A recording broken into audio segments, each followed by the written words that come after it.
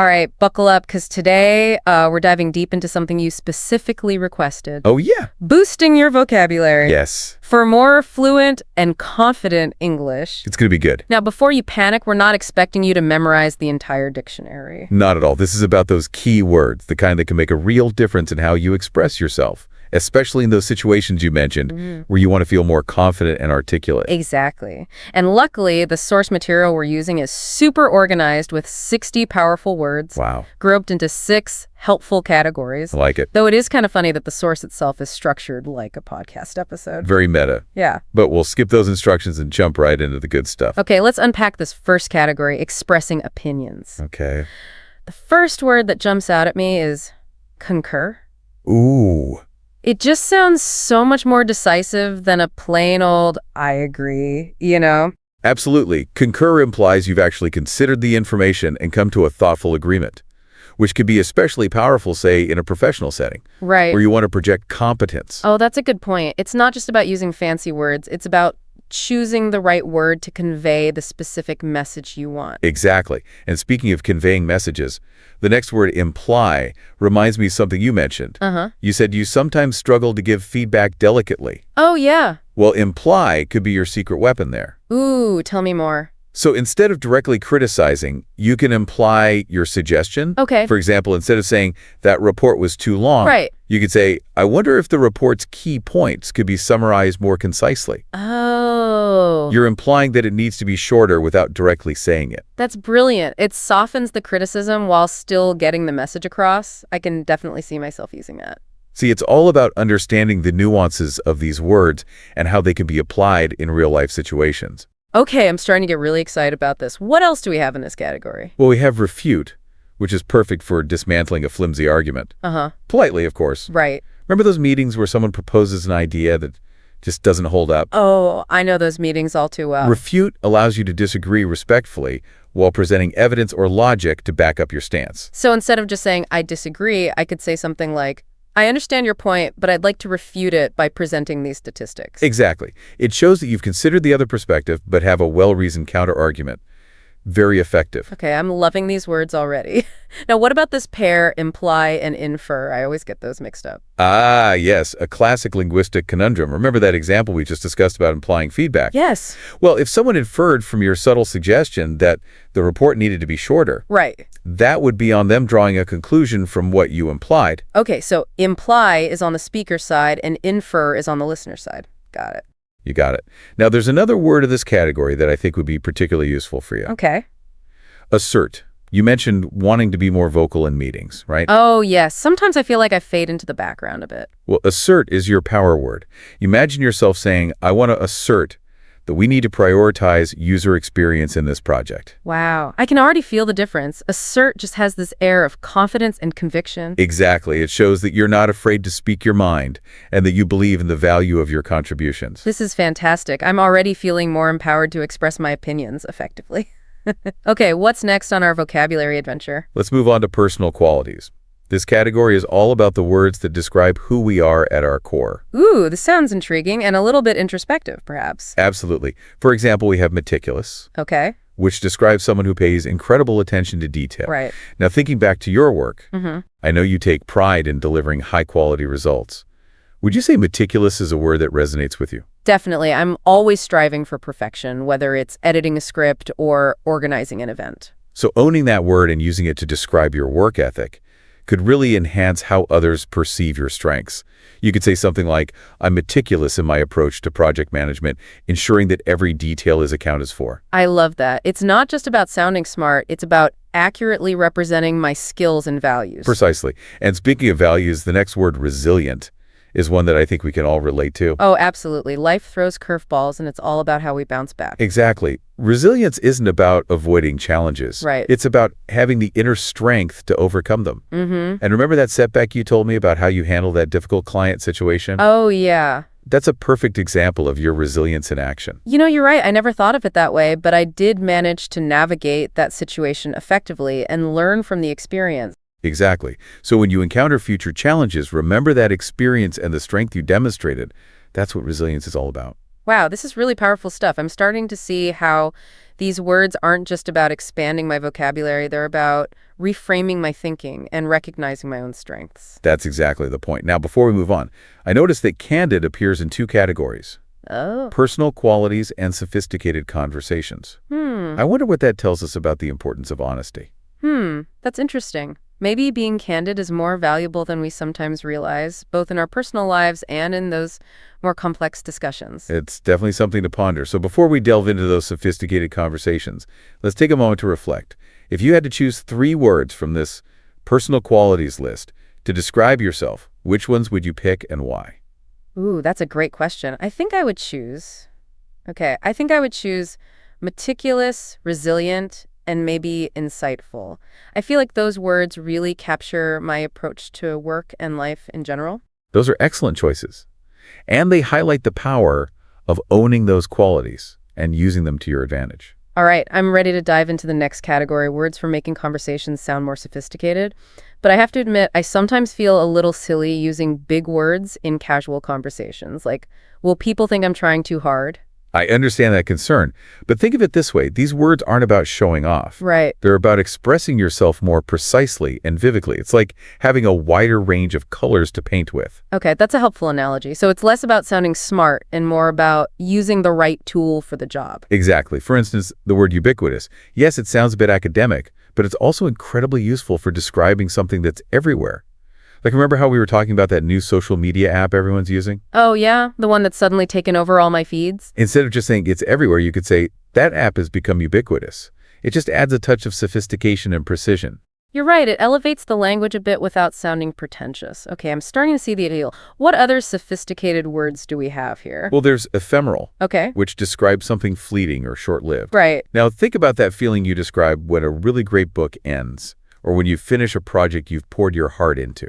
Oh, I know that feeling well. A mix of satisfaction and a little bit of sadness that it's over. Exactly. It's a bittersweet feeling, and ephemeral captures that perfectly. You could say the joy of finishing that project was wonderful, but also somewhat ephemeral. That's beautiful. I'll definitely be adding ephemeral to my vocabulary arsenal. And, it doesn't have to be reserved for deep philosophical discussions. You could even use it to describe something as simple as a beautiful sunset. Oh, that's true. The sunset's colors were vibrant yet ephemeral. I love it. See, these words can add depth and richness to any conversation, even everyday ones. Now, what about notorious? It's a fun one. Ooh, yes. It's like that restaurant is notorious for its terrible service, or that politician is notorious for flip-flopping on issues. Exactly. It conveys a sense of infamy or bad reputation, adding a little bit of spice to your storytelling. Okay, I'm ready to move on to the next category, words for work and professional settings. I'll be honest, I initially thought I could skip this section since I'm not in a super corporate environment. That's a common misconception. While these words might be frequently used in offices, understanding them can be valuable in any setting where you're collaborating with others. You're right. For example, delegation. It's not just about bosses assigning tasks. It's about effectively distributing responsibilities in any group project, even planning a volunteer event or a community initiative. Exactly. Understanding delegation can help you be a more effective leader even in informal settings. And then there's facilitate, which is such a useful word for anyone who wants to help things run smoothly. Oh, I love facilitate. It's like I want to facilitate a brainstorming session where everyone feels comfortable sharing their ideas. Exactly. It implies a sense of guidance and support, creating an environment where everyone can contribute effectively. Now, I know you mentioned sometimes feeling overwhelmed by group projects. Delegation and facilitate are perfect examples of words that can empower you to take charge and guide those projects towards success. Wow, that's a really empowering perspective. I'm already feeling more confident about handling those collaborative situations. And even a word like synergy, which might make you roll your eyes a bit. Oh, definitely. It's such a buzzword. It is. But putting aside the corporate jargon, the underlying concept is actually quite valuable. Synergy is about recognizing that the combined effort of a group can be greater than the sum of its individual parts. Okay, when you put it that way, it does make sense. It's about the power of collaboration and how different skills and perspectives can come together to create something truly amazing. Exactly. And that's a powerful concept to understand regardless of your work environment. All right, I'm starting to see the value in these work and professional settings words. They might not be the most glamorous, but they are incredibly useful for clear communication and effective teamwork. And speaking of clear communication, let's move on to a category that's all about expressing ourselves authentically, emotions and reactions. This is where things get really interesting. Oh, I love this category. These words are so much more nuanced and evocative than just saying, happy or sad. Exactly. It's like having a whole spectrum of colors to describe the complexities of human emotion. For example, exasperated.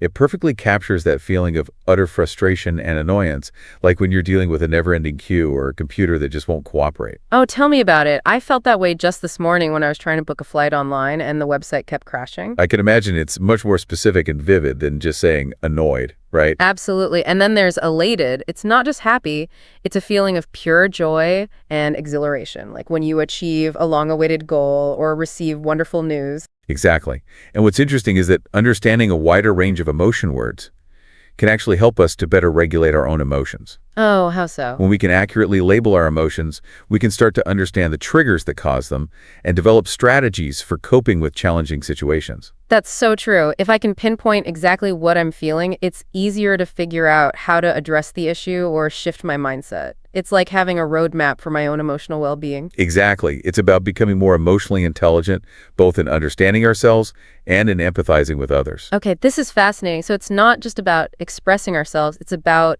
understanding the emotions behind the words. Precisely. And speaking of understanding, how are you feeling right now? Let me see.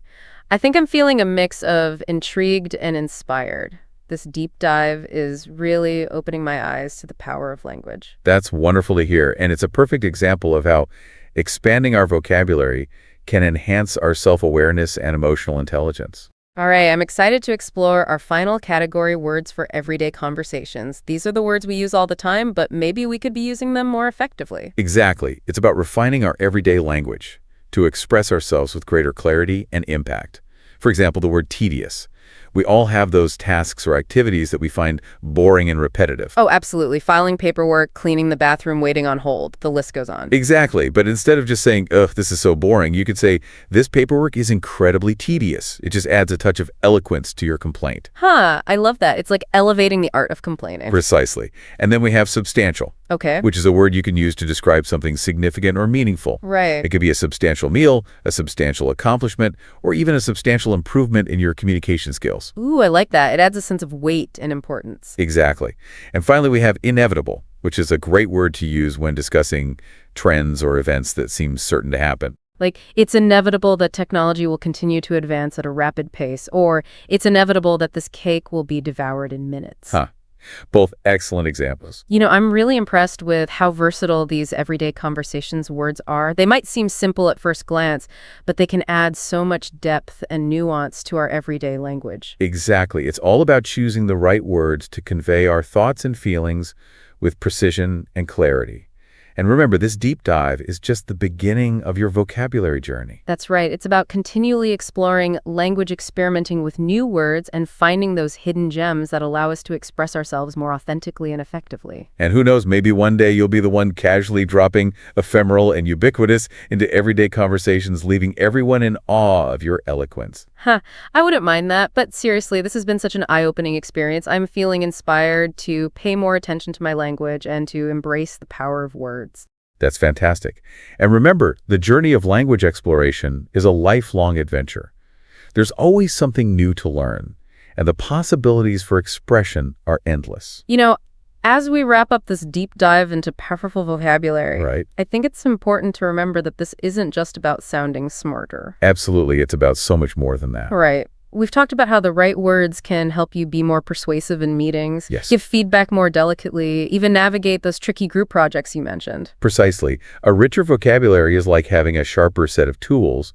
It allows you to express yourself with more nuance and precision, whether you're writing an email, Right. giving a presentation, Right. or just having a casual conversation. It's like the difference between using a bull knife and a razor-sharp one. Oh, You can still get the job done with the dull knife, but the sharp one makes it so much easier and the results are so much cleaner. I love that analogy. And just like with any skill building, a strong vocabulary takes practice. Totally, but it's not about memorizing a bunch of fancy words and then awkwardly shoehorning them into every sentence. Definitely not. It's about understanding the subtle shades of meaning, the context in which certain words are most effective, Right. and then using them in a way that feels natural and authentic to you. So it's not just about the quantity of words we know, it's about the quality of our understanding and how we use them. Exactly. And that's where the real power lies.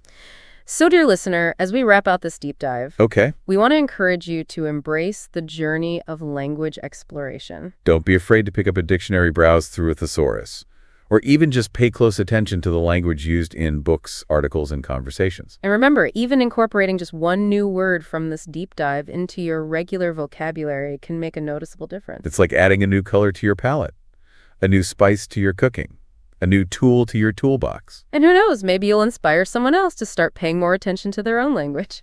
Exactly. And that's how we create a ripple effect, raising the level of communication and understanding for everyone. So with that in mind, we encourage you to go out there and experiment with your newfound vocabulary. Don't be afraid to make mistakes. Yes. To play with words and to discover the endless possibilities of expression. Because the power of language is within your grasp, and the journey of learning is one that never truly ends. That wraps up our deep dive into powerful English vocabulary. We hope you've enjoyed this exploration and that you'll continue to discover the magic and the power of word. Until next time, happy communicating.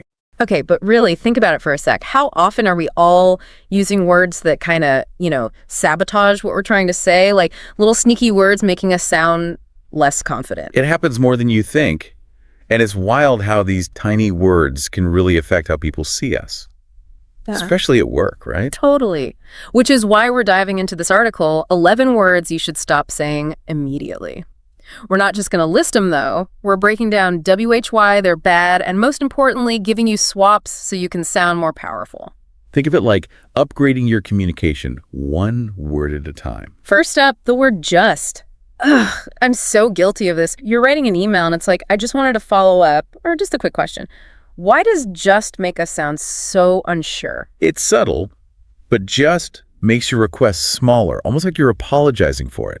Imagine waiting to hear back about a project, and you're like, I just wanted to follow up on the proposal. What's that say? Makes me sound hesitant, like I shouldn't even be asking. Right, but what if you just said, I'm following up on the proposal? It's tiny, but you sound way more confident taking charge. No more tiptoeing, you own it. Exactly. And that shift can change how your message lands big time. Okay, another tricky one. Actually, this feels like a trap almost. Oh, it can be. Actually, often slips out when we're correcting someone or giving a different view. But imagine someone's like, actually, I think we should go a different way. How's that feel? Like they're shutting down my idea before even thinking about it? It can sound condescending, even if they just meant to add to the discussion. Taking out actually makes it more collaborative. Like instead of, actually, I have a question about that, you could say, I'm curious about this part. More like inviting a chat, not shutting it down. Perfect. Still saying your thing, but it keeps the flow going, respectfully. Now, maybe this one feels like almost self-sabotage, wouldn't you say? It is. You wouldn't use maybe if you were really sure of your idea, so why hedge? I guess it's like we're scared to commit to our thoughts, you know? And that hesitation can hurt your credibility, especially at work. Decisiveness often equals competence. Instead of, maybe we should consider this. We should consider this. Hear the difference. It's like you're leading, not just dipping a toe in. Right. Showing confidence in your idea, inviting others to follow. Okay, this one bugs me. Saying sorry when there's no need. Why do we apologize for, existing, basically? It's a thing, isn't it? Do we really need to apologize for asking a question or taking up space or just saying what we think? No way. And all that apologizing can actually make us seem, smaller, less confident. You're right.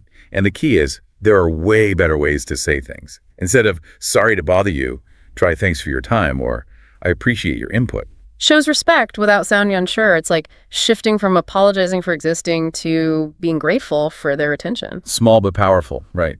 Changes how you come across. All right, another confidence killer, I think. It's everywhere, but it makes what we say weaker. It's a verbal tick for lots of us. But think about how much stronger it is without it. Like, I think this is the best option versus this is the best option. Huge difference. You're right. It's a fact now, not just an opinion, maybe. And sure, sometimes you want to say it's your view, not like universal truth. But even then, there are better ways. So instead of, I think, you could say, from my analysis, or based on what I've seen. Exactly. You're owning your view, but it's more, sophisticated. Like leveling up your communication, swapping out the wishy-washy stuff for strong, impactful language. And that's what this deep dive's about, right? Giving you the tools to communicate clearly, confidently, like you mean it. It's crazy, right? How even little changes to how we talk can make us, more confident overall. When we pick words that sound sure, it changes how others see us, but also how we see ourselves. That's like telling your own brain, hey, I got this. Totally. And speaking of believing in yourself, let's talk about can't. This one messes with us, keeps us from, doing our best. Oh, yeah, can't. It's so easy to just say, I can't do this, especially when something's hard. It's almost automatic, but it's a trap. When we say can't, we're basically stopping ourselves from growing, from changing. Like we're putting limits on ourselves before even trying. And honestly, we can do way more than we think we can. So what if instead of I can't, we say something, well, more powerful? Like, I haven't learned this yet, or I'm still figuring it out. I like that. It's not saying you'll never do it, just that you're on the way there. Exactly. And that small change can help you stay motivated, keep going when things get tough. It reminds me of that saying, whether you think you can or you think you can't, you're right. What we say really does affect what we believe. So true. So let's pick words that lift us up, both when we talk to ourselves and to others. Okay, almost done with the list, but a couple more big ones. Let's do but and. I mean, they're not bad words, but how we use them matters, right? Oh, absolutely. It's all about the situation and what you're trying to say, but often goes after something positive and it kind of ruins it. It's like giving a compliment and then taking it back. You did great on that presentation, but I think you could have been more engaging. Oof. Exactly. The but erases the good stuff you just said. Yeah. Makes people feel, discouraged. So what's better? And swap out the but for and it's way more constructive. Like, you did great on that presentation, and I think we can work together to make it even more engaging. You're not just criticizing, you're helping. It's about fixing things, not just pointing out what's wrong. And that's such a good attitude to have, right? At work, anywhere. All right, got to address the big one.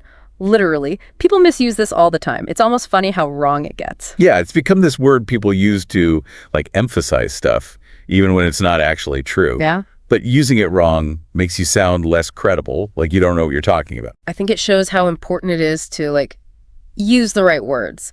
When we choose carefully, we say what we mean more clearly, and it has more impact. Couldn't agree more. It's about respecting how powerful words are and using them to your advantage. So let's all try to use literally, correctly, and really all words, thoughtfully. Okay, before we go on, gotta mention kind of and sort of again. They seem small, but they weaken what you're trying to say. Oh, they're so wishy-washy. They make you sound uncertain, like you don't really care. Imagine telling your boss, I'm kind of excited about this new project. Not exactly inspiring, huh? Sounds like you'd rather be doing something else. Exactly. So instead of that, let's use words that are, stronger, more definite. Like, I'm intrigued by that, instead of I'm sort of interested. More specific, more interesting. And it shows you're really paying attention, involved in the conversation. Right on. Now, sticking with words that fill space but don't add anything, let's talk about like. It's supposed to connect with people, but it can actually make you sound less smart. It's so ironic. It's like people say all the time, especially when they're nervous. But it's even better. Just pausing. Yes. Silence is way more effective than filling the space with, nothing. Gives your brain a second to think, so you can choose better words. And it makes you sound more thoughtful, calm, which can be really powerful. And while we're at it, how about, this one comes up when we're not sure if the other person's getting what we're saying. We need them to agree with us. It's like we're doubting ourselves, even though we're the ones with the ideas. But here's the thing. Yeah. You know what you're talking about. You can explain it clearly. Trust yourself. Let that confidence show. That's a good point. We don't always need someone to tell us we're right. We can just own it. Exactly. Now, one last thing about how our language affects how we interact with people. We've talked about specific words, but it's also about the vibe we give off. Right. Sometimes it's not just the words, but how we say them. Totally. Think about, I have to do this versus I get to do this. It's just a different way of looking at it, but it changes how you feel about it. It's like turning something you have to do into something you want to do. It's about feeling like you have control, even when things are tough or boring. I love that. We really can choose how we see things just by how we talk about them. And that's kind of the main point of all this. It's not about banning certain words. It's about being aware of what we say, picking words that show what we believe, make us feel confident, and help us really connect with people. Honestly, I'm kind of like fired up now to use all this stuff. It's amazing how just changing a few words can make such a difference in, well, everything. It really shows you how powerful language is, right? We don't always realize how much what we say shapes like our whole experience. So for our listeners, what's like one thing they can do today to start using all this? Good question. I think the best way is to just pick one thing, one word from our list that, stood out to you. Maybe you use it too much or you think it's holding you back. Okay, let's say I pick just. What then? Try to, completely stop using it for a week. Pay attention to when you want to say it in emails, conversations, even just thinking to yourself. Like a little challenge? See what happens when you change just one word. Exactly. I bet you'll be surprised. See how people react when you're more direct, more confident. And notice how it makes you feel. You might find that not saying just makes you sound more sure of yourself. And D actually makes you more confident. So it's like teaching your brain to use better words by default. Yeah. And the more you do it, the easier it gets. It's like exercise. The more you use those confident words, the more natural they'll feel. Makes sense. So it's not about being perfect right away. It's about getting better over time. Exactly. And hey, you don't have to do this alone. Tell a friend about the episode or a coworker and help each other out. You could even make it fun. Point out when someone slips up. That's a good idea. It's always easier to stick with something when you have someone to do it with. And who knows, maybe you'll start this chain reaction of confident communication at work everywhere. What a great thought. Well, we've definitely given everyone a lot to think about today. It's been, really interesting and inspiring. I feel like I have a whole new understanding of how to use words to be more confident and clear. It's been great diving into this with you. And to everyone listening, remember, what we say really matters. So let's choose our words carefully. And until next time, stay curious, stay confident, and keep on learning. All right. So are you ready to really boost your English fluency? I mean, take it to that next level. Ooh, I like where this is going.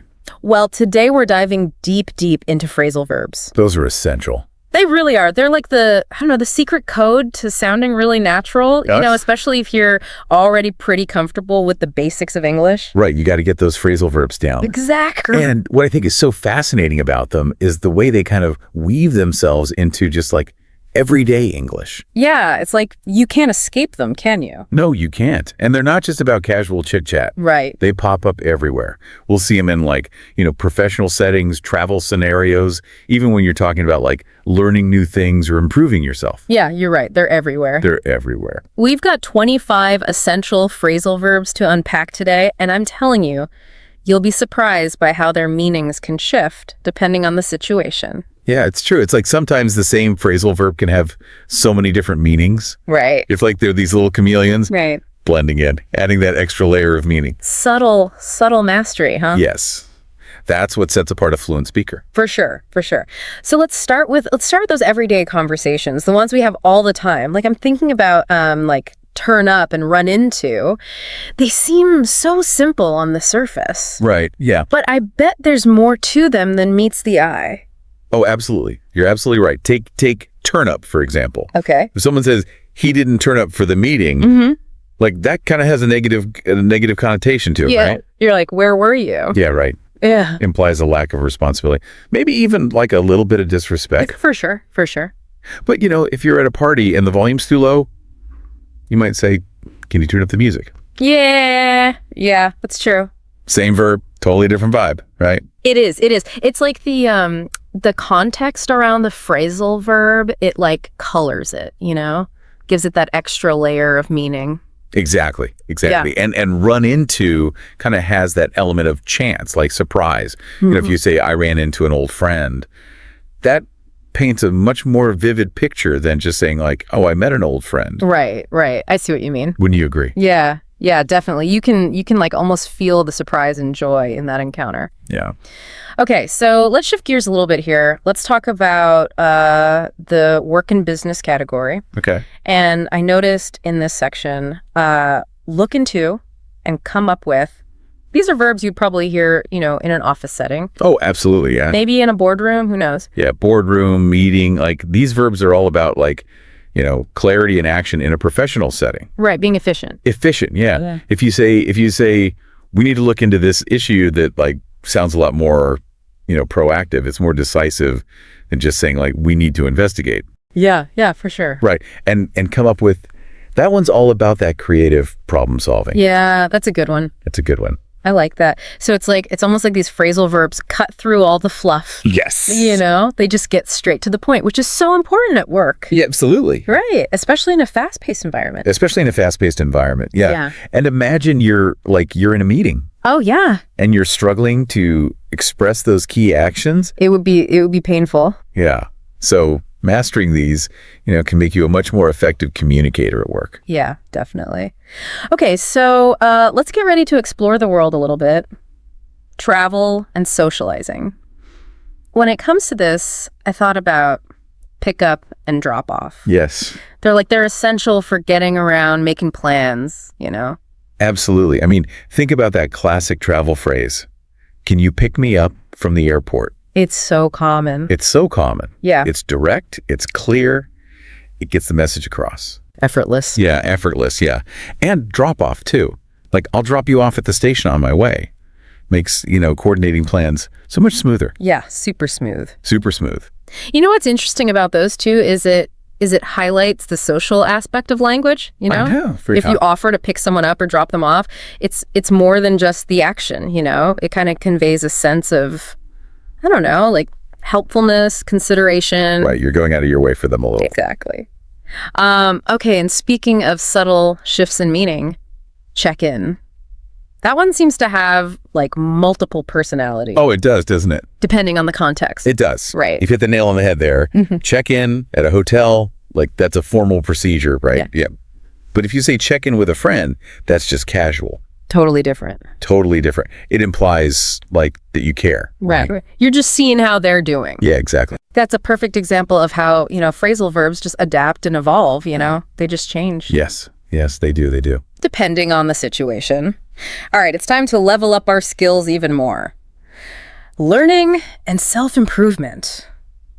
I'm intrigued by catch up on and figure out, they seem to like capture the essence of personal growth. Right. You know what I mean? Yeah, they really do. Catch up on, that kind of implies that you're making an effort, right? Yeah. Like a conscious effort to, stay current, expand your knowledge. Yeah, it's like active learning. Yes. And figure out, has that problem solving vibe, right? It's like that aha moment. Yes. It's about like overcoming challenges, pushing yourself beyond your comfort zone. Which is like part of personal development, right? Absolutely. Embracing those aha moments. Yeah. And recognizing that, learning it's a journey. It never ends. It never ends. What's fascinating is how these verbs kind of empower you to like talk about your learning journey. Yeah, to actually articulate it. Yes. Yeah, I like that. So thinking about those learning goals, is there a particular phrasal verb from this category that like resonates with you right now? Ooh, that's a good question. Something that you could see yourself using, in your self-improvement journey. Let me think.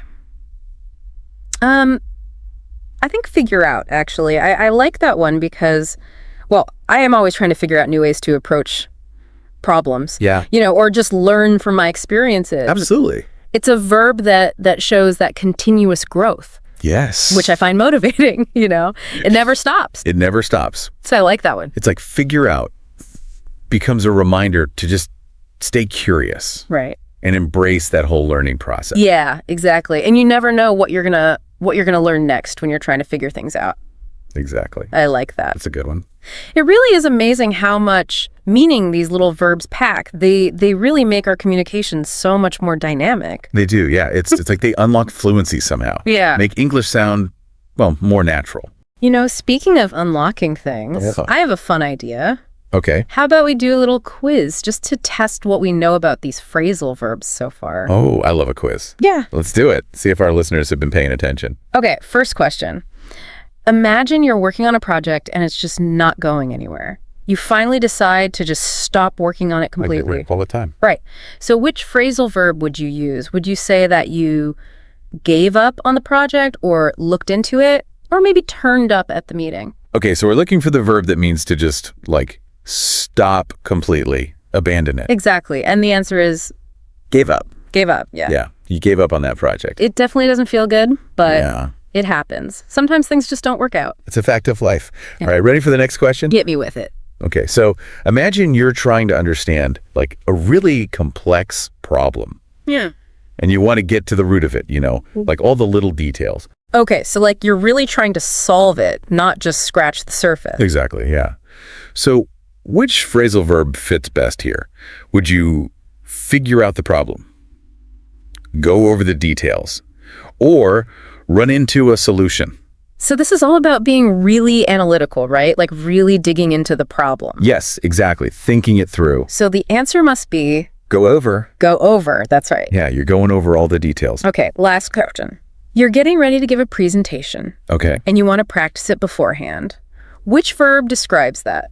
Would you show up at the presentation, come up with a new idea, or maybe run through your speech? This one is all about getting ready, rehearsing, making sure you know everything. Yeah. Making sure it all flows, all the pieces are in place. Exactly. So the answer has to be Run through. run through. Yeah. You got to run through that presentation. Make sure you're prepared for anything. Exactly. Well done, listeners. You guys are pros. You're really getting the hang of these verbs. You're going to be fluent in no time.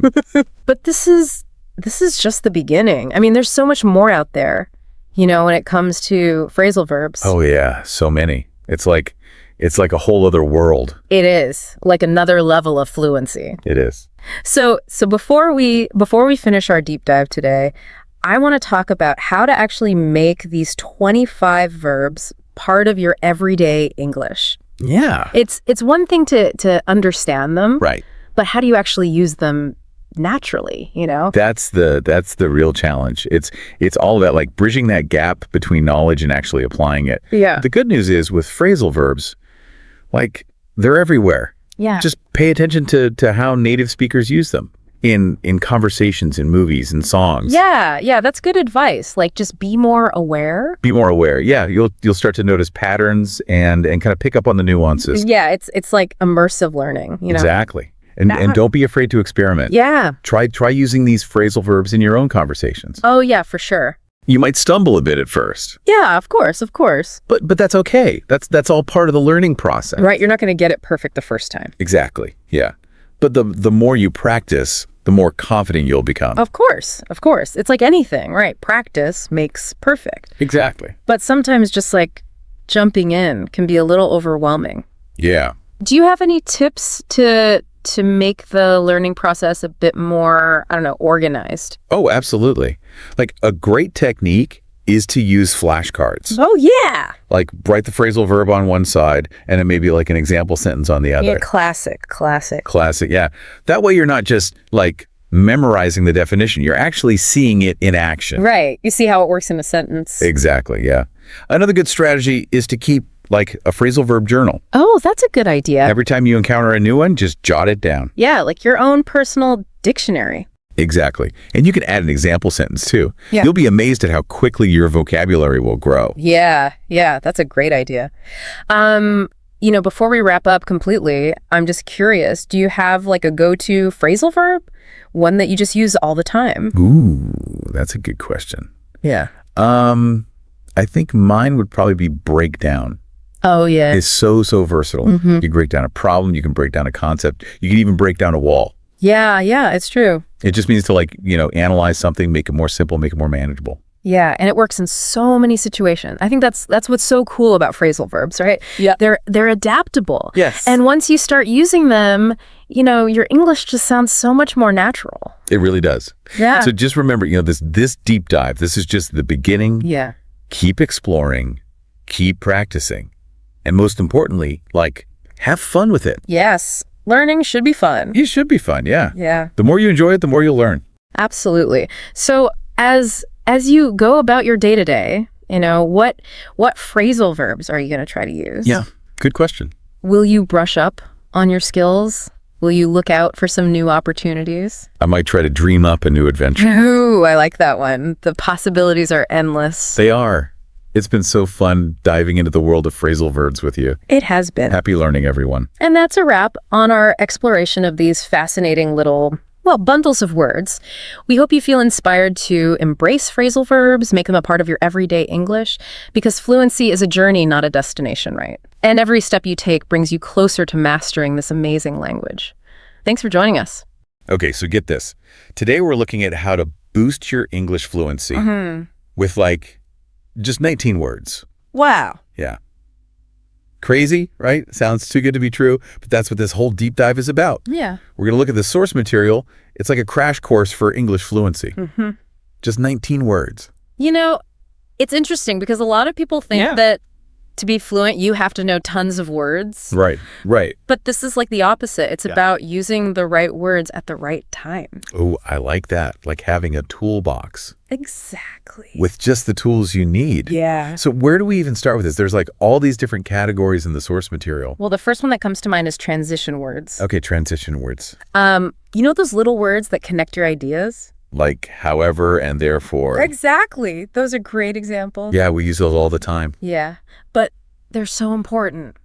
Yeah, I never really thought about like why they're important. Well, think about it this way. Okay. If you were listening to someone and they just jumped from one idea to the next without any transitions, It'd be so jarring. that sounds so spread. Where are you going with this? Yeah. So transitions help everything flow. And when you use them well, you sound more organized, more articulate. Right, because you're guiding the listener. Exactly. You're not just like throwing random ideas out there. It's like you're saying, hey, stick with me here. I'm taking you somewhere. Okay, that makes sense. So those little words really make a difference. They do. Now, I want to talk about something that I struggle with. Okay. It's those power verbs and clarity adjectives. Like why say something is good Right. when you could say it's compelling. Exactly. Or insightful. Yes. Like think about a time when you were just captivated by something. What words would you use to describe it? Exactly. You want to use words that paint a picture. Okay. And strong verbs do that. So instead of saying, I made a new strategy, Yeah. you say, I implemented a new strategy. Exactly. So that's much stronger. Oh, it sounds so much better. Right. But sometimes I just don't have those words at my fingertips. Right. You know, I know what I want to say, but Yeah. It can be tough. yeah. But that's the beauty of this 19-word thing. You don't Right. have to learn a million words. Yeah. Just focus on these key ones. So quality over quantity. Exactly. And it's not about trying to sound like super smart. Right. It's about being clear and effective. So, Like, for example, if you're sending a professional email yeah. and there's a problem, instead of saying, this is bad, Oh, right. you could say, this presents a challenge. Okay. So you're still acknowledging the problem, Right. but in a more professional way. Exactly. Okay. I like that. Okay. Now for the one that always trips me up, Oh, tell me. affect versus effect. Oh, colossal. I swear, I still mix these up. Don't worry, you're not alone. Even native speakers mess these up. Oh, thank goodness. But it's so important to get them right. Yeah, if you're giving a presentation or something, Right. it can undermine your whole message. Exactly. So how do we finally conquer this? Okay, so remember this. Affect is usually a verb, Other. meaning to influence. Okay. And effect is usually a noun, meaning the result. Okay. So the weather affected my mood. It influenced how you felt. Right. And the effect of the weather was that I stayed inside. That was the outcome. Yeah. Exactly. Oh, okay. That makes a lot more sense now. Good. So we've got our transition words, our power verbs and adjectives, and we've tackled those tricky word pairs. What's next? Let's talk about natural phrases. Ooh. You know, those little expressions that make you sound. Like a native speaker. Exactly. I'm ready to unlock the secrets. What have we got? Well, the source material mentions things like out of the blue, hit the nail on the head, think outside the box. Okay, so I actually use those. Yeah. But I never thought about how they might sound Yeah. to someone learning English. Right. Because for native speakers, Yeah. they just come naturally. Right. But they add so much personality to your language. Instead of just like stating facts, Exactly. you're adding flavor. Right. It's like adding spices to a dish. I love that analogy. So the other day, I was telling my friend Yeah. how I saw someone I hadn't seen in years. And I said, I ran into him out of the blue. Yeah. It just felt more natural than saying, I saw him unexpectedly. Yeah, those natural phrases, they just add another level. They do. They do. I'm definitely going to pay more attention to those Good. and try to use them more. Yeah. It's amazing how these small tweaks can really make a difference. That's what this whole 19-word approach is about. Yeah. Giving you the tools to communicate better. So we've got our transitions, our power verbs, tricky pairs, natural phrases. What's the final tool in our fluency toolbox? Let's talk about those advanced nouns. Oh, okay. You know, words like dilemma, momentum, consensus.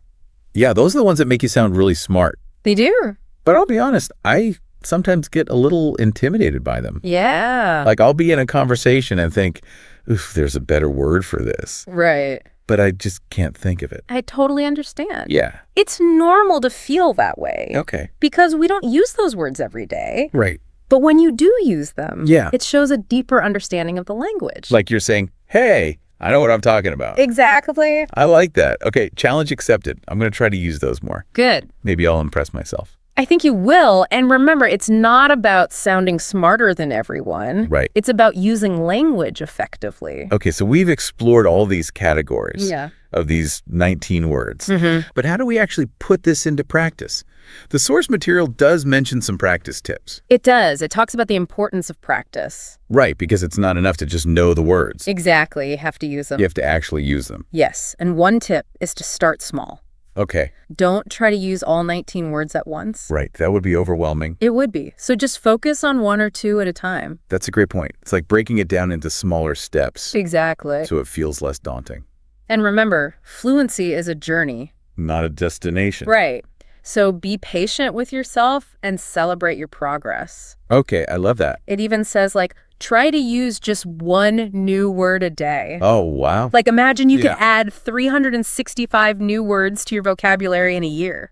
That's amazing. Oh. That would totally change the game. Right. And doesn't even sound that hard. No. I could definitely use one new word a day. Yeah. It's like a fun little challenge. It is. It's all about that momentum, you know? Yeah, those little wins. Exactly. It keeps you going. And it makes it feel less overwhelming. Totally. Like this whole less is more idea. Yeah. Focus on the essentials, Right. master those, and then you'll sound more fluent. Exactly. It's about being intentional. Right. Yeah. Choosing the words that really matter. You know, we've all had those moments where someone says just the right thing Yes. and it just hits you. It's powerful, right? It is. Like it makes you think or feel something. Exactly. And that's the power of choosing your words carefully. It is. You know, there's that famous quote. It's Yeah. like, I would have written a shorter letter, but I didn't have the time. That's so true. Right. Because being concise, Yeah, it actually takes more effort, it does. but it's worth it. Yeah, it's the difference between just speaking and really communicating. Exactly. Think about a speech that's moved you.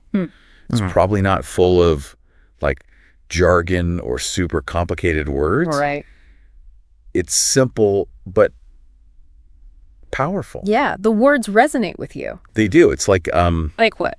it's like a chef who uses just a few high quality ingredients Okay. Yeah. but creates an amazing dish.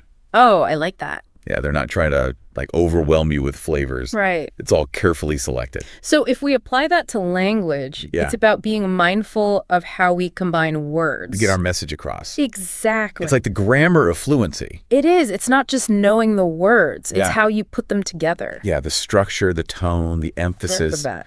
You know, as we're talking, I'm realizing fluency isn't just about sounding native. No. It's about connecting with people. Exactly. It's like building bridges. Yeah, between minds and heart. When you can express yourself clearly, Yeah. it opens up so many possibilities. I mean, you're free to share your ideas, your stories, Yeah. without feeling limited by language. Exactly. That's so empowering. It is. Fluency lets you participate in conversations, build relationships, advocate for things you care about. Wow. You can even inspire others with your words. I love that. It's about having a voice Yes. and using it. And, you know, I've definitely held back from saying things. Really? Yeah, because I wasn't sure if I could say it right. Oh, I get that. But with practice, Yeah. those barriers come down. Okay, so this 19-word approach, Yeah. it's like a starting point to build From from. feeling intimidated to feeling empowered. We talk a lot about personal growth on this show. Yeah. And I think language is such a big part of that. Totally. It's how we express ourselves. Yeah. How we connect with the world. It's essential. And it's a journey that never really ends. It doesn't. Language is always changing. That's true. So there's always more to learn. Okay. I think this is a good place to take a pause, Sound good. but don't go anywhere. We'll be right back. We have more to share. All right. So we're back, and I was just thinking, this whole fluency thing, it's not just about sounding like a native speaker. Right. It's about really connecting with people. It is. It's like you're able to Yeah. express yourself more fully. So someone listening might be thinking, okay, this is all great, but how do I actually, Yeah. use this. Well, remember that source material? Yeah. It really stresses that you don't have to know every word in the dictionary. Oh, thank goodness. Right. It's about Yeah. choosing the right words Okay. to express yourself clearly. And confident. Yes. And what I like about this approach Oh. is it's for anyone, no matter your level. Exactly. Beginner, advanced. Yeah. It's about shifting your mindset Okay. from feeling overwhelmed Yeah. to focusing on the essentials, like those 19 words. So it's like having a strong foundation. Yes. Instead of trying to build like a skyscraper on sand. Exactly.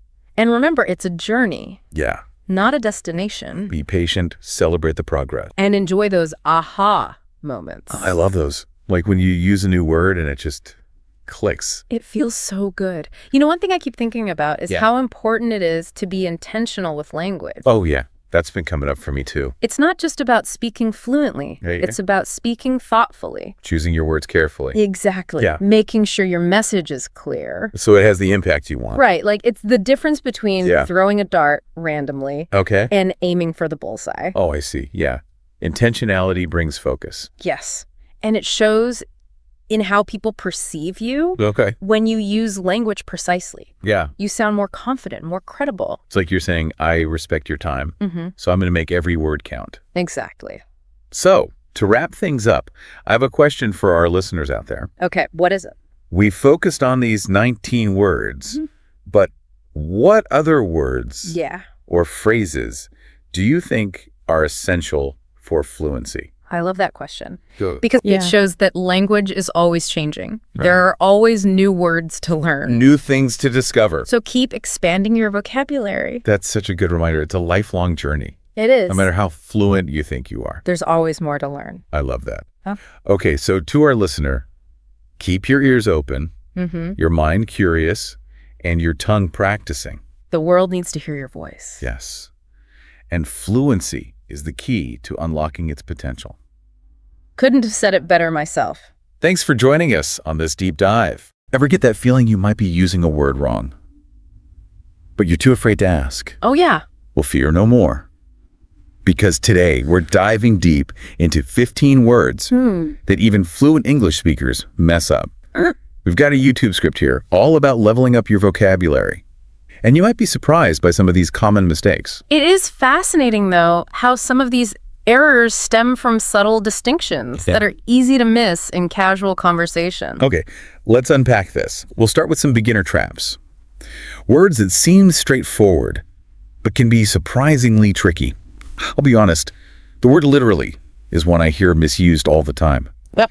Just the other day, someone told me they were literally dying from how much they had to do that week. Ah, yes. Literally seems to be a word that's been taken hostage by hyperbole. So remind us, what should literally mean? Why is it important to use it correctly? Literally means something actually happened, exactly as stated. Yeah. It emphasizes the reality of a situation, not an exaggeration. Right. While your friend might have felt overwhelmed, they weren't literally dying. Right. You see, using literally correctly makes sure your words carry their intended weight.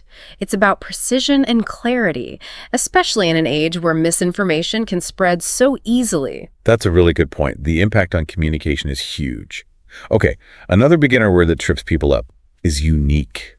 I once saw a store advertising a sale on very unique items. Something about that just felt off. That's because unique means one of a kind, Right. inherently special. It stands alone. Right. So adding modifiers like very or quite is redundant and actually weakens the impact of the word. So instead of saying something is very unique, how can we highlight that specialness in everyday conversation? Let the word unique speak for itself. Okay. You could say that painting is truly unique or her style is unique. You're emphasizing the inherent specialness without needing to qualify it further. That's so interesting. I can see how that subtle shift makes a big difference. Even these beginner words have hidden depths. You really have to think about their true meaning. Absolutely, and that's what makes language so fascinating. Now, prepare to have some assumptions challenged because some words have meanings completely different from what most people assume. Okay, I'm intrigued. Mm-hmm. Give me an example of one of these words. Let's start with irony. Okay. Many people confuse irony with simple coincidence or bad luck. For example, someone might say, "It's so ironic that I won the lottery and then got hit by a car."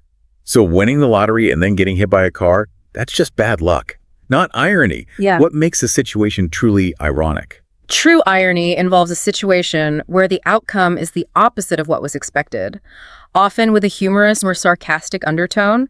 A classic example would be a fire station burning down. It's not just about unfortunate timing, it's about a surprising reversal of expectations. Wow, that makes so much sense. It's not just about something bad happening. It's about the unexpected nature of the situation. You see, understanding irony helps us analyze situations more deeply. It's not just about bad luck. It's about recognizing the unexpected and sometimes absurd nature of life. Speaking of unexpected twists, let's talk about a word. Often misused in situations with high stakes.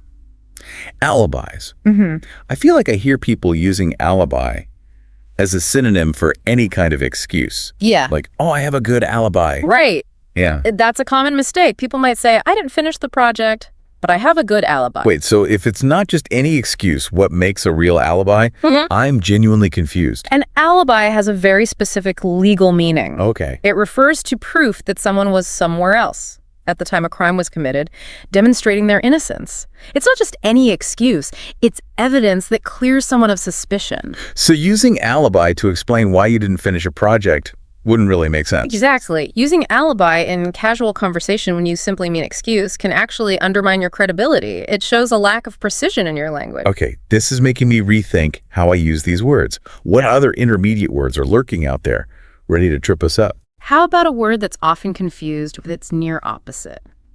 Disinterested. Many people use disinterested to mean uninterested or bored. For instance, someone might say, I was completely disinterested in that meeting. Disinterested. If it doesn't mean bored or uninterested, then what does it actually mean?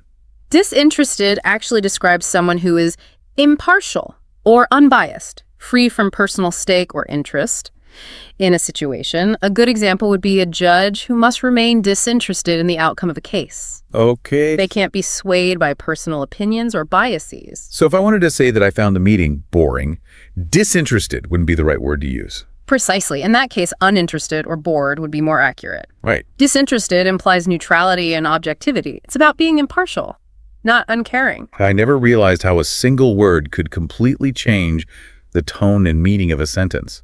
It's all about understanding those subtle but powerful nuances. Absolutely. And that's what we're here to explore.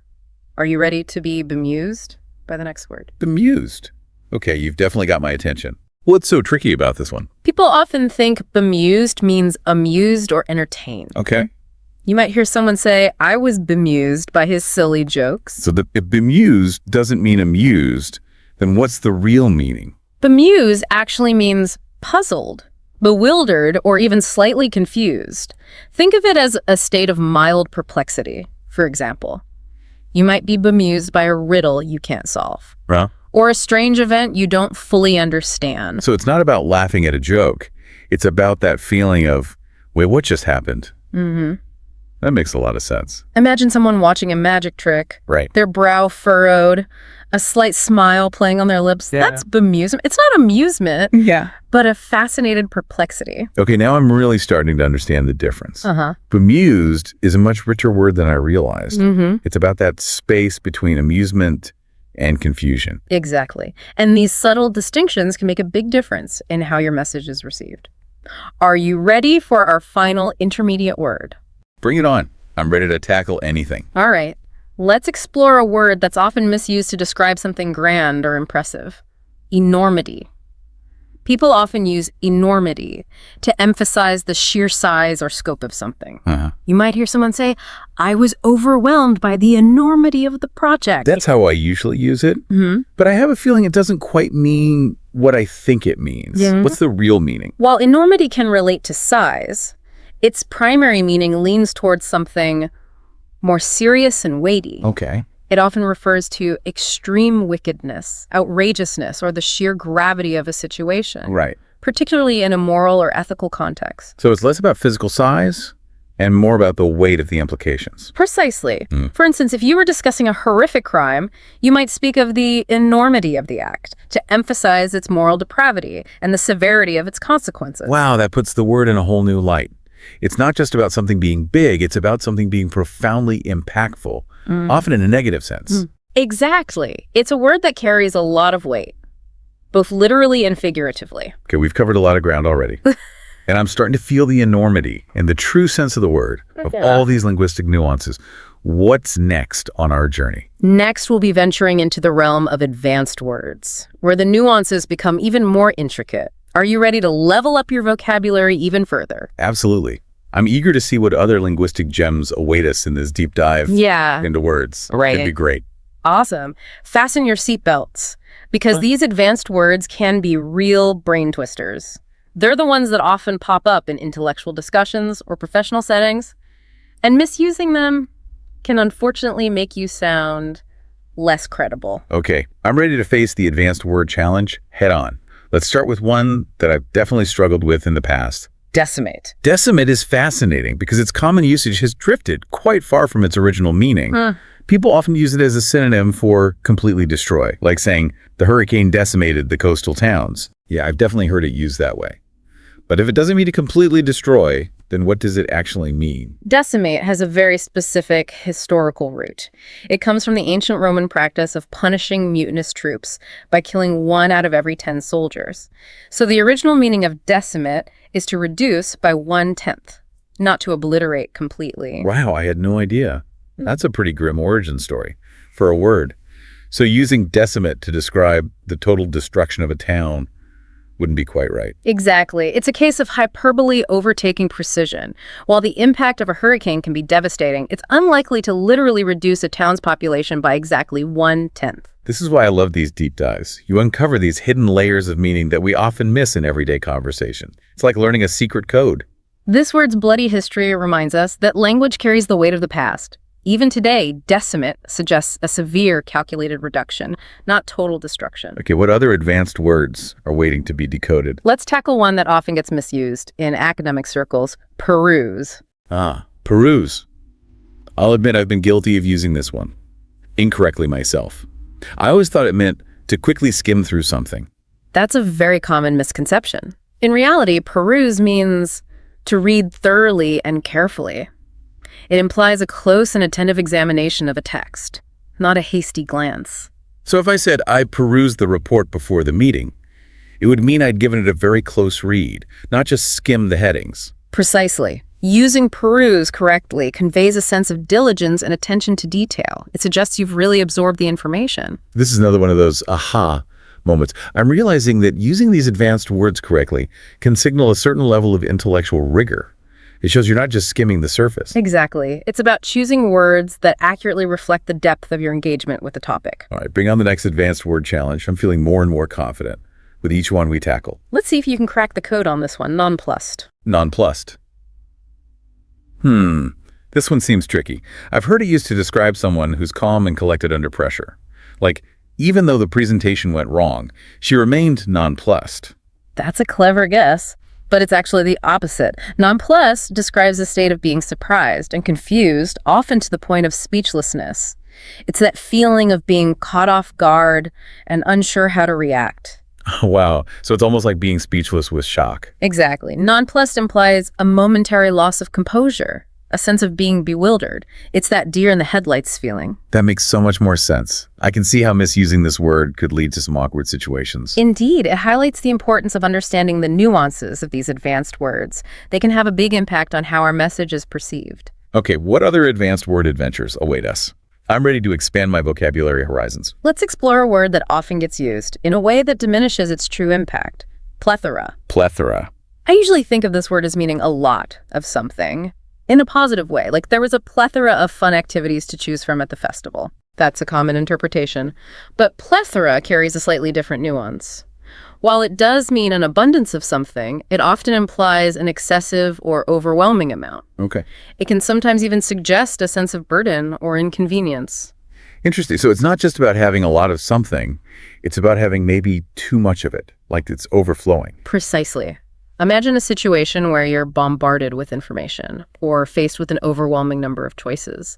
That sense of being inundated can be captured by the word plethora. So if I were to say, I have a plethora of emails to respond to, it would imply that I'm feeling a bit swamped by them, not necessarily excited about having a full inbox. Exactly. It's about that tipping point where abundance starts to feel like excess. It's about that too much of a good thing feeling. I'm starting to see how using plethora correctly can add a layer of sophistication to my descriptions. It's a much more nuanced way of expressing abundance than just saying a lot. It's about choosing words that convey not just the quantity, but also the impact of that quantity. This is making me realize how much I've taken these words for granted, what other advanced words are hiding in plain sight, waiting to be understood.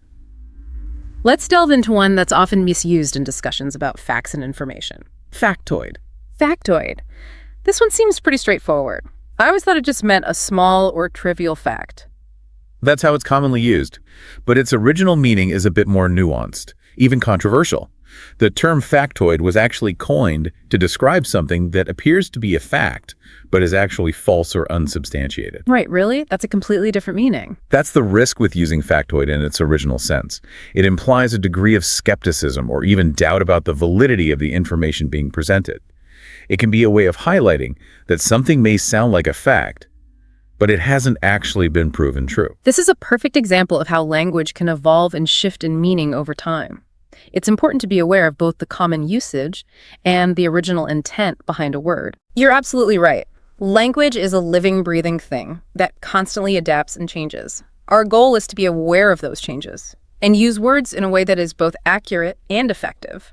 So how can we use factoid in a way that doesn't accidentally spread misinformation?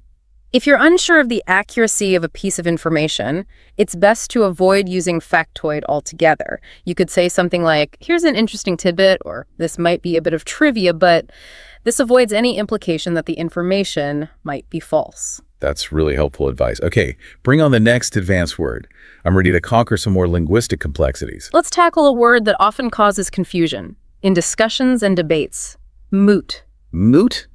I've always thought of this word as meaning irrelevant or pointless. Like that argument is moot because the decision has already been made. That's a common understanding, but it's not entirely accurate.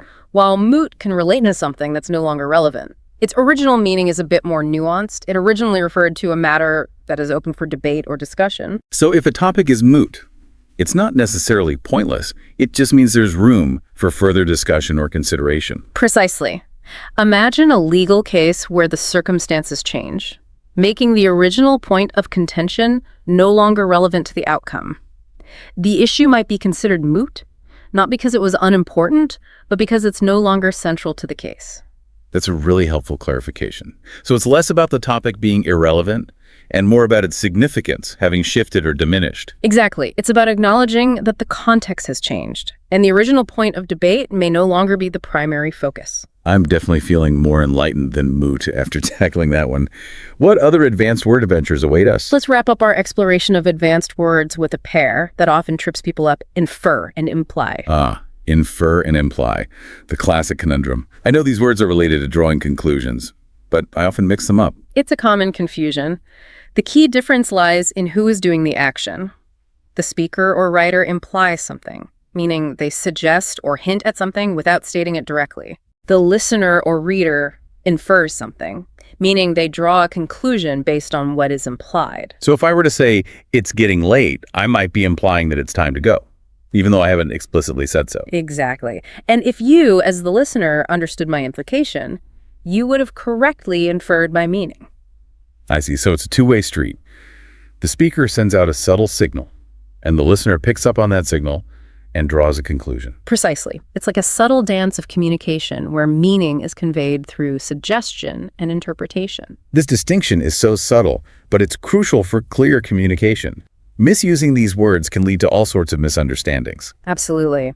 Mastering the difference between infer and imply is essential for navigating conversations and interpreting written texts accurately. It's about understanding both sides of the communication equation.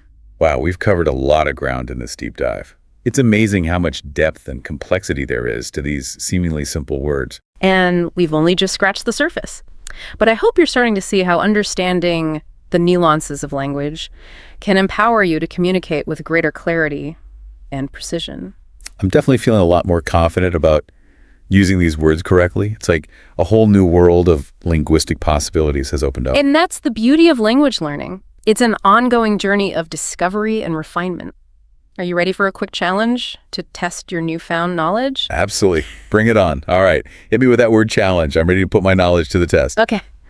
Let's see if you can recall the true meaning of nonplussed Without looking back at our discussion, take a moment to think about it. Okay, no peeking. I think I've got it. Nonplussed means to be surprised and confused, almost to the point of speechlessness. It's like that feeling of being completely thrown off guard and not knowing how to react. That's absolutely correct. You've successfully decoded nonplussed. It seems our deep dive has truly expanded your vocabulary horizons. I'm feeling pretty proud of myself right now. This whole experience has been eye-opening. I've realized that using words correctly isn't just about sounding smart. It's about communicating effectively and ensuring that my message is understood. It's about wielding the power of language with precision and care. Choosing words that accurately reflect not only what we want to say, but also the subtle nuances of meaning we wish to convey. You know, it's funny because I used to think that vocabulary was just about memorizing definitions. But this deep dive has shown me that it's so much more than that. It's about understanding the history, the etymology, the subtle shades of meaning that make each word unique. It's about recognizing that words are not static, but dynamic. They evolve over time, their meanings shifting and adapting to reflect the changing world around us. And that's what makes language so fascinating. It's a living, breathing entity that connects us to the past, informs our present, and shapes our future. And as we wrap up this deep dive, I encourage you to continue exploring the fascinating world of language. Pay attention to the words you use, the words you encounter, and the way they impact your understanding of the world. I know I will. This has been such a rewarding journey. I'm walking away with a newfound appreciation for the power of words and the importance of using them correctly. Remember, language is a gift, a tool that allows us to connect, create, and inspire.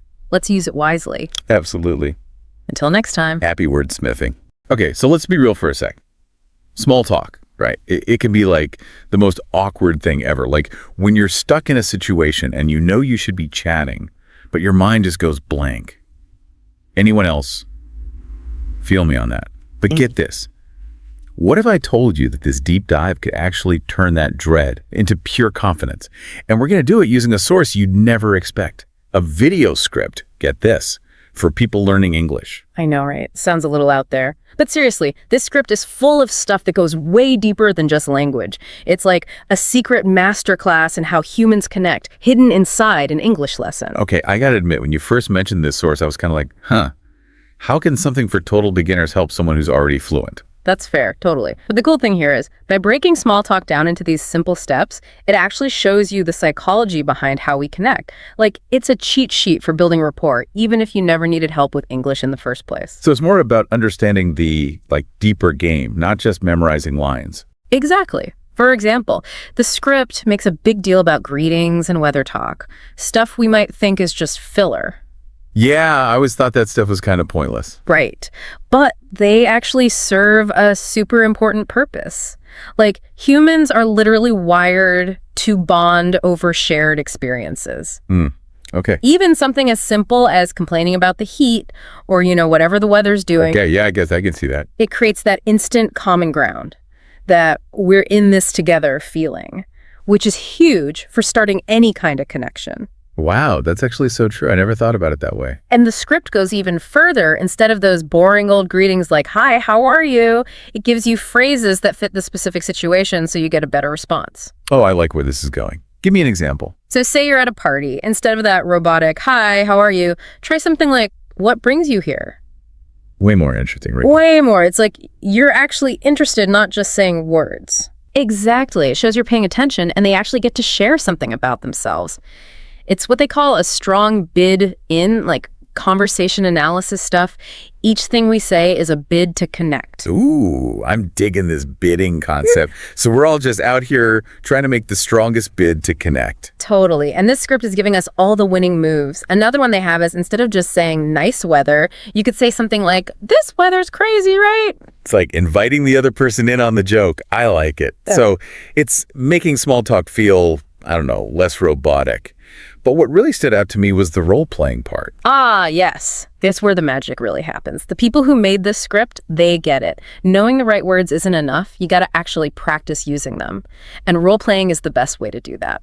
But what if you don't have someone to practice with? Isn't that kind of, I don't know, weird to do alone? For sure. But you can totally do it in your head. It's called mental rehearsal.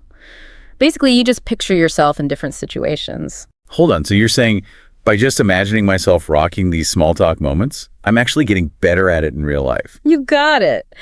Might sound a little strange, but neuroscientists have found that when you rehearse something mentally, your brain fires up the same way it does when you're actually doing the thing. No way. That's so cool. It's like training your brain for social situations, like a cheat code for confidence.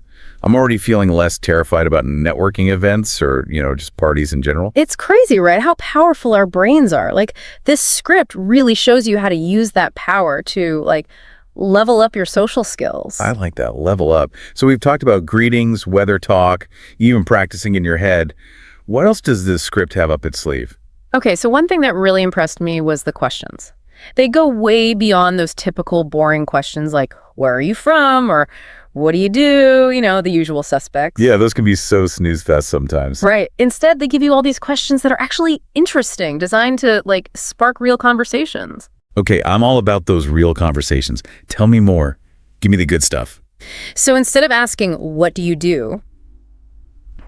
Which can feel kind of like a job interview, they suggest asking, what do you like to do for fun? I mean, that's a classic for a reason, right? It gets people talking about what they're actually passionate about. Exactly. It's like you're inviting them to show you their real selves, not just their, LinkedIn profile. And if you really want to go deeper, you could try something like, what's the most interesting thing you've done lately? Ooh, I like that one. It's like a sneak peek into their adventures. You might even discover you have some cool stuff in common. Totally. Plus, it shows you're actually curious about them, not just trying to fill the silence. And they even have specific questions for different situations. Like, if you're at a dinner party, you could ask, have you tried any good restaurants lately? Perfect. Everyone loves talking about food. Instant conversation starter, right there. It's true. It's something we can all relate to, like enjoying a good meal. Okay, so we've covered greetings, weather talk, asking interesting questions, even mental rehearsal. But what about when you're ready to, make your escape? Does the script help with that too? Yeah, like how do you end a conversation without being rude? Don't worry, they got you covered. They have a bunch of different closing phrases depending on the situation. From a simple, it was nice talking to you, to something more like, hey, we should grab coffee sometime. Oh, I love that they include those follow-up suggestions. Yeah. Sometimes you really do click with someone, and it's good to have a way to, keep things going. Exactly. It shows you're confident and interested, which is always a good look.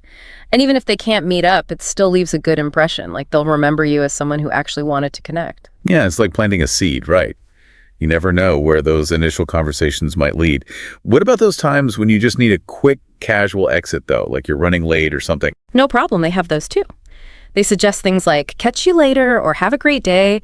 Those are perfect for keeping it light and friendly without feeling like you have to, hang around forever. Okay, so whether you're aiming for a lifelong friendship or just a quick chat, it sounds like this script has given us a whole toolbox for navigating the social world. Yeah. It's like they took all the guesswork out of small talk and gave us a clear path to follow. It's pretty amazing. And what's so cool is that this script, even though it's for people learning English, it actually shows us some really deep things about human connections, like a reminder that we all want to feel understood, even in those little everyday conversations. So true. And I think that's what makes this deep dive so valuable. We're not just learning phrases, we're learning about what makes us human and how even a short conversation can make a difference, create a ripple effect. It's like we're seeing the world through a whole new lens now, right? Yeah. And that brings us to the best part, putting it all into practice. We've talked about a lot today, the different phases of small talk, how to make a bid for connection, even practicing in your head. But now it's your turn, dear listener. Take these ideas and make them your own. Yes. This is where the real transformation happens. We've given you the tools. Now it's up to you to use them. And remember, you don't have to be perfect. The goal isn't to become some kind of small talk robot. Exactly. Be yourself, be genuine, and use these techniques to connect with people in a real way. So let's recap the top 3 things we've learned from this unexpected deep dive into, mastering small talk. First, small talk isn't just random. There's a structure you can follow to make those conversations flow. Second, the words you use actually matter. This script has given us tons of phrases that are interesting, thoughtful, and perfect for different situations. And third, practice, practice, practice. Whether you're practicing in your head or even role-playing with a friend, the more you do it, the more confident and natural you'll become. It really is freeing, right? Knowing you have these tools, it takes away that fear of messing up or saying the wrong thing. For sure. It's like having this, I don't know, secret weapon for social situations. And honestly, the biggest thing I'm taking away from this is small talk doesn't have to be something you dread. It can actually be like fun, a way to connect with people, 100%. What about you? What's sticking with you from all this? What did you find most helpful from looking at this script? It's funny. I think what resonated most was realizing that everyone, even people who seem super outgoing, they've probably felt that awkwardness too.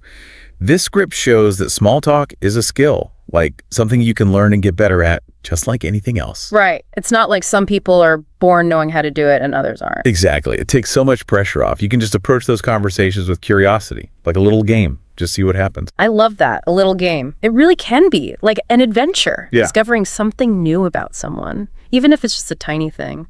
And it reminds you that even those small moments, a quick chat, a smile, they can all make a difference. It's like we're all connected in this big web, and every conversation adds to that, Absolutely. So as we wrap up this deep dive into, well, the surprisingly interesting world of small talk, I want to leave you with this. Think about the next time you are in a situation where you know there's going to be some small talk. Maybe it's a party or a work event, even just grabbing coffee. What are you most excited to try out from all the stuff we talked about? Such a good question. Yeah. And hey, remember, it doesn't have to be perfect, okay? Just be yourself, be genuine, and see what happens. You might be surprised how fun and even meaningful those small conversations can be. So go out there and conquer the world of small talk. We believe in you. Welcome to this deep dive, everyone. Today we're going to be exploring, well, actually, your English learning journey using a script for a video for English language learners. It's going to be like a deep dive within a deep dive, really. So no matter where you're at, beginner, advanced, somewhere in between, there should be something here for you.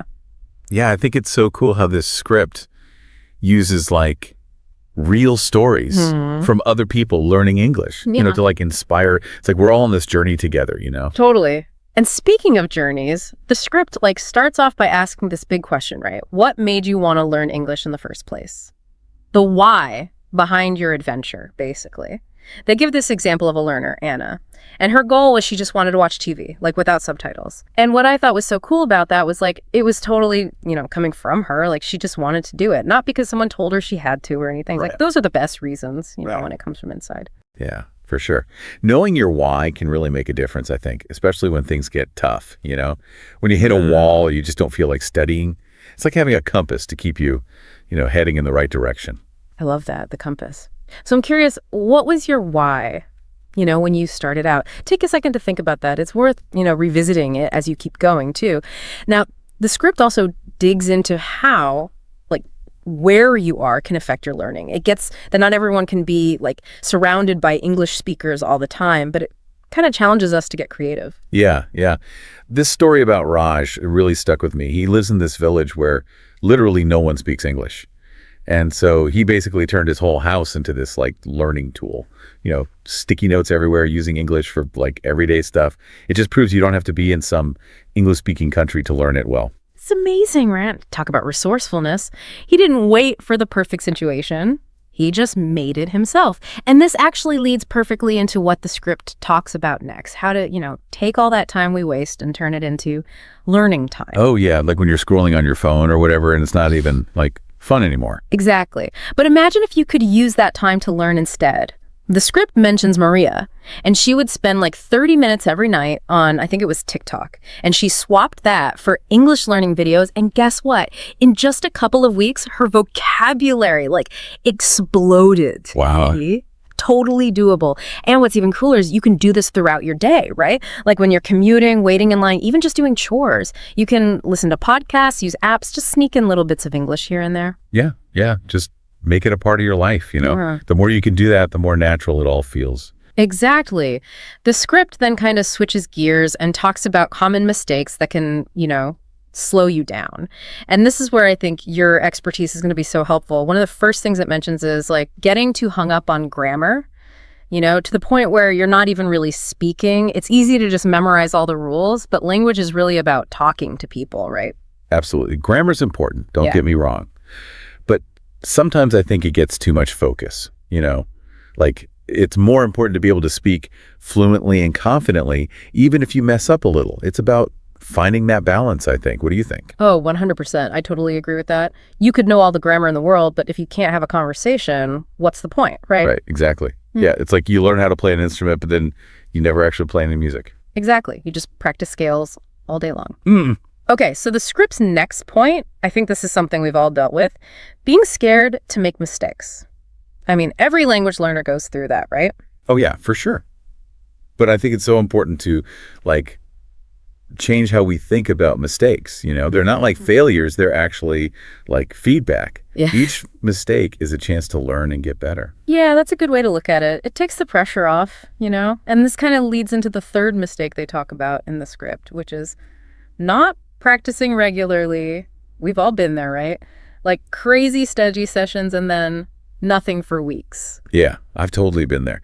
It's always better to do a little bit every day than a lot all at once. Yeah. It's like you wouldn't go to the gym once a month for 8 hours and expect to see results. You got to be consistent. So true. Short, consistent workouts, that's the key. Like the script mentions this learner who went from like these huge study sessions every now and then to just doing 30 minutes a day every day. And they saw way more progress. It's amazing, right? How much difference just a little bit each day can make. Yeah. Our brains, they actually learn better that way too, through repetition and like slow exposure, not cramming. So instead of trying to do it all at once, just find little ways to fit English into your day, right? Exactly. Okay, let's switch gears a little bit and look at what the script says about, learning English if you don't live in an English-speaking country. Yeah. Which can feel like a huge obstacle, but the script has some pretty encouraging examples. Yeah, I was really interested in that part. It comes back to what we were saying before about creating that immersive environment, even without actually being around English speakers. And technology can really help with this, right? Oh, totally. Like apps for language exchange, online forums, even streaming services with subtitles. There's so much out there. Right. Like in the script, they talk about Marco from Spain, and he basically made like his own little English world at home, reading news in English, watching English YouTubers, even talking to friends online from other countries. Wow, that's awesome. It's like bringing the English-speaking world to you. You don't even have to get on a plane. Exactly, which leads perfectly into the script's like final challenge, focus on output. Yeah. It's not enough to just understand English. You got to use it, by speaking or writing. Yeah, that's where the real learning happens, I think. Getting out there and actually using the language. I know it can be scary at first, but the more you do it, the easier it gets. The script suggests a few things you can try, like recording yourself speaking and then listening back to see what you can improve. Well, that's a good one. Or joining a speaking group, or even just writing like a short paragraph in English every day. I like that. Just little things to get you practicing, The key is to find what works for you and then make it a habit. It doesn't have to be a big thing.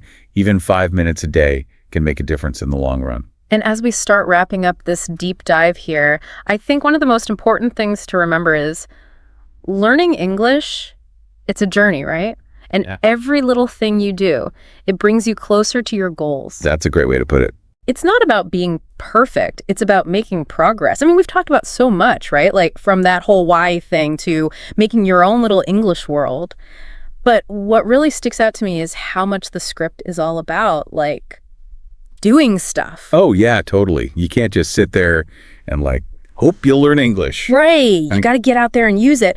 And remember how we talked about making mistakes? The script wants us to think about those differently, too. Yeah, they're not like the end of the world. They're actually how you get better. Like little stepping stones. I love that. So as we wrap up this whole deep dive into learning English, I have one question for you, and it kind of goes back to that output thing we were talking about. What's one small step you're going to take this week to like actually use your English? Ooh, that's a good one. Could be anything, really. Record yourself talking for a minute, write an email in English, even just chat with someone online. It doesn't have to be this big, huge thing. Exactly. Just something small but consistent. Like we were saying before, 5 minutes a day, it all adds up. We've explored a ton of tips today and heard some pretty inspiring stories. I bet there are a few that like really resonated with you. Oh, yeah, for sure. So think about those and how you can use them in your own learning. And remember, learning English, it should be fun, not a chore. Totally. It's an adventure. Embrace those challenges, celebrate how far you've come and never stop exploring. Happy learning, everyone. All right, so are you ready to really boost your English fluency. I mean, take it to that next level. Ooh, I like where this is going. Well, today we're diving deep into phrasal verbs. Those are essential. They really are. They're like the secret code to sounding really natural, Yes. Especially if you're already pretty comfortable with the basics of English. Right, you got to get those phrasal verbs down. Exactly. And what I think is so fascinating about them is the way they kind of weave themselves into just like everyday English. Yeah, it's like you can't escape them, can you? No, you can't. And they're not just about casual chit chat. Right. They pop up everywhere. We'll see them in like, professional settings, travel scenarios, even when you're talking about like learning new things or improving yourself. Yeah, you're right. They're everywhere. They're everywhere. We've got 25 essential phrasal verbs to unpack today, and I'm telling you, you'll be surprised by how their meanings can shift depending on the situation. Yeah, it's true. It's like sometimes the same phrasal verb can have so many different meanings. Right. It's like they're these little chameleons Right. blending in, adding that extra layer of meaning. Subtle mastery, huh? Yes. That's what sets apart a fluent speaker. For sure. So let's start with those everyday conversations, the ones we have all the time. Like I'm thinking about like turn up and run into. They seem so simple on the surface. Right. Yeah. But I bet there's more to them than meets the eye. Oh, absolutely. You're absolutely right. Take turn up, for example. Okay. If someone says he didn't turn up for the meeting, Mm-hmm. like that kind of has a negative connotation to it, Yeah. right? You're like, where were you? Yeah, right. Yeah. Implies a lack of responsibility. Maybe even like a little bit of disrespect. For sure. But, if you're at a party and the volume's too low, you might say, can you turn up the music? Yeah, that's true. Same verb, totally different vibe, right? It is. It's like the context around the phrasal verb, it like colors it, gives it that extra layer of meaning. Exactly. And run into kind of has that element of chance, like surprise. Mm-hmm. If you say, I ran into an old friend, that paints a much more vivid picture than just saying like, oh, I met an old friend. Right. I see what you mean. Wouldn't you agree? Yeah, definitely. You can like almost feel the surprise and joy in that encounter. Yeah. Okay, so let's shift gears a little bit here. Let's talk about the work and business category. Okay. And I noticed in this section, look into and come up with. These are verbs you'd probably hear, in an office setting. Oh, absolutely. Yeah. Maybe in a boardroom, who knows? Yeah. Boardroom, meeting, like these verbs are all about like, clarity and action in a professional setting. Right, being efficient. Efficient. Yeah. If you say, we need to look into this issue that like sounds a lot more, proactive. It's more decisive than just saying like, we need to investigate. Yeah, for sure. Right. And come up with, that one's all about that creative problem solving. Yeah, that's a good one. It's a good one. I like that. So it's almost like these phrasal verbs cut through all the fluff. Yes. They just get straight to the point, which is so important at work. Yeah, absolutely. Right. Especially in a fast-paced environment. Especially in a fast-paced environment. Yeah. And imagine you're in a meeting. Oh, yeah. And you're struggling to express those key actions. It would be painful. Yeah. So mastering these, can make you a much more effective communicator at work. Yeah, definitely. Okay, so let's get ready to explore the world a little bit. Travel and socializing. When it comes to this, I thought about pick up and drop off. Yes. They're essential for getting around, making plans, Absolutely. I mean, think about that classic travel phrase. Can you pick me up from the airport? It's so common. It's so common. Yeah. It's direct. It's clear. It gets the message across. Effortless. Yeah, effortless. Yeah. And drop off too. Like I'll drop you off at the station on my way. Makes, coordinating plans so much smoother. Yeah, super smooth. Super smooth. You know what's interesting about those two is it highlights the social aspect of language, I know. If you offer to pick someone up or drop them off, it's more than just the action, It kind of conveys a sense of, I don't know, like helpfulness, consideration. Right, you're going out of your way for them a little. Exactly. Okay, and speaking of subtle shifts in meaning, check-in. That one seems to have like multiple personalities. Oh, it does, doesn't it? Depending on the context. It does. Right. You've hit the nail on the head there. Mm-hmm. Check in at a hotel, like that's a formal procedure, right? Yeah. But if you say check in with a friend, that's just casual. Totally different. Totally different. It implies like that you care. Right. You're just seeing how they're doing. Yeah, exactly. That's a perfect example of how, phrasal verbs just adapt and evolve, They just change. Yes. Yes, they do. They do. Depending on the situation. All right, it's time to level up our skills even more. Learning and self-improvement. I'm intrigued by catch up on and figure out, they seem to like capture the essence of personal growth. Right. You know what I mean? Yeah, they really do. Catch up on, that kind of implies that you're making an effort, right? Yeah. Like a conscious effort to, stay current, expand your knowledge. Yeah, it's like active learning. Yes. And figure out, has that problem-solving vibe, right? It's like that aha moment. Yes. It's about like overcoming challenges, pushing yourself beyond your comfort zone. Which is like part of personal development, right? Absolutely. Embracing those aha moments. Yeah. And recognizing that, learning it's a journey. It never ends. It never ends. What's fascinating is how these verbs kind of empower you to like talk about your learning journey. Yeah, to actually articulate it. Yes. Yeah, I like that. So thinking about those learning goals, is there a particular phrasal verb from this category that like resonates with you right now? Ooh, that's a good question. Something that you could see yourself using, in your self-improvement journey. Let me think. I think figure out, actually. I like that one because, well, I am always trying to figure out new ways to approach problems. Yeah. Or just learn from my experiences. Absolutely. It's a verb that shows that continuous growth. Yes. Which I find motivating, It never stops. It never stops. So I like that one. It's like figure out becomes a reminder to just stay curious. Right. And embrace that whole learning process. Yeah, exactly. And you never know what you're gonna learn next when you're trying to figure things out. Exactly. I like that. That's a good one. It really is amazing how much meaning these little verbs pack. They really make our communication so much more dynamic. They do, yeah. It's like they unlock fluency somehow. Yeah. Make English sound, well, more natural. Speaking of unlocking things, I have a fun idea. Okay. How about we do a little quiz just to test what we know about these phrasal verbs so far? Oh, I love a quiz. Yeah. Let's do it. See if our listeners have been paying attention. Okay, first question. Imagine you're working on a project and it's just not going anywhere. You finally decide to just stop working on it completely. All the time. Right.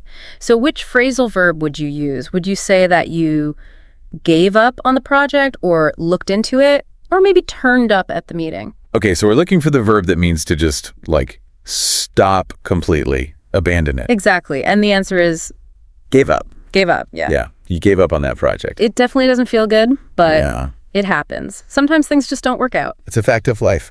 Yeah. All right, ready for the next question? Get me with it. Okay, so imagine you're trying to understand like a really complex problem Yeah. and you want to get to the root of it, like all the little details. Okay, so like you're really trying to solve it, not just scratch the surface. Exactly, yeah. So which phrasal verb fits best here? Would you figure out the problem, go over the details, or run into a solution? So this is all about being really analytical, right? Like really digging into the problem. Yes, exactly. Thinking it through. So the answer must be Go over. go over. That's right. Yeah, you're going over all the details. Okay, last question. You're getting ready to give a presentation Okay. and you want to practice it beforehand. Which verb describes that? Would you show up the presentation, come up with a new idea, or maybe run through your speech? This one is all about getting ready, rehearsing, making sure you know everything. Yeah. Making sure it all flows, all the pieces are in place. Exactly. So the answer has to be Run through. run through. Yeah. You got to run through that presentation. Make sure you're prepared for anything. Exactly. Well done, listeners. You guys are pros. You're really getting the hang of these verbs. You're going to be fluent in no time. But this is just the beginning. I mean, there's so much more out there, when it comes to phrasal verbs. Oh yeah, so many. It's like a whole other world. It is like another level of fluency. It is. So before we finish our deep dive today, I want to talk about how to actually make these 25 verbs part of your everyday English. Yeah. It's one thing to understand them, Right. but how do you actually use them naturally, That's the real challenge. It's all about like bridging that gap between knowledge and actually applying it. Yeah. The good news is with phrasal verbs, like they're everywhere. Yeah. Just pay attention to how native speakers use them in conversations, in movies, and songs. Yeah, that's good advice. Like just be more aware. Be more aware. Yeah, you'll start to notice patterns and kind of pick up on the nuances. Yeah, it's like immersive learning, Exactly. And don't be afraid to experiment. Yeah. Try using these phrasal verbs in your own conversations. Oh, yeah, for sure. You might stumble a bit at first. Yeah, of course, of course. But that's okay. That's all part of the learning process. Right, you're not going to get it perfect the first time. Exactly. Yeah. But the more you practice, the more confident you'll become. Of course, of course. It's like anything, right? Practice makes perfect. Exactly. But sometimes just like jumping in can be a little overwhelming. Yeah. Do you have any tips to make the learning process a bit more, I don't know, organized? Oh, absolutely. Like a great technique is to use flashcards. Oh, yeah. Like write the phrasal verb on one side and then maybe like an example sentence on the other. Yeah, classic. Classic, yeah. That way you're not just like memorizing the definition. You're actually seeing it in action. Right. You see how it works in a sentence. Exactly, yeah. Another good strategy is to keep like a phrasal verb journal. Oh, that's a good idea. Every time you encounter a new one, just jot it down. Yeah, like your own personal dictionary. Exactly. And you can add an example sentence too. Yeah. You'll be amazed at how quickly your vocabulary will grow. Yeah, that's a great idea. Before we wrap up completely, I'm just curious, do you have like a go-to phrasal verb? One that you just use all the time? Ooh, that's a good question. Yeah. I think mine would probably be breakdown. Oh, yeah. It's so versatile. Mm-hmm. You can break down a problem, you can break down a concept, you can even break down a wall. Yeah, it's true. It just means to analyze something, make it more simple, make it more manageable. Yeah, and it works in so many situations. I think that's what's so cool about phrasal verbs, right? Yeah. They're adaptable. Yes. And once you start using them, your English just sounds so much more natural. It really does. Yeah. So just remember, this deep dive, this is just the beginning. Yeah. Keep exploring, keep practicing, and most importantly, have fun with it. Yes. Learning should be fun. It should be fun, yeah. Yeah. The more you enjoy it, the more you'll learn. Absolutely. So as you go about your day-to-day, what phrasal verbs are you going to try to use? Yeah, good question. Will you brush up on your skills? Will you look out for some new opportunities? I might try to dream up a new adventure. Ooh, I like that one. The possibilities are endless. They are. It's been so fun diving into the world of phrasal verbs with you. It has been. Happy learning, everyone. And that's a wrap on our exploration of these fascinating little, bundles of words. We hope you feel inspired to embrace phrasal verbs, make them a part of your everyday English, because fluency is a journey, not a destination, right? And every step you take brings you closer to mastering this amazing language. Thanks for joining us.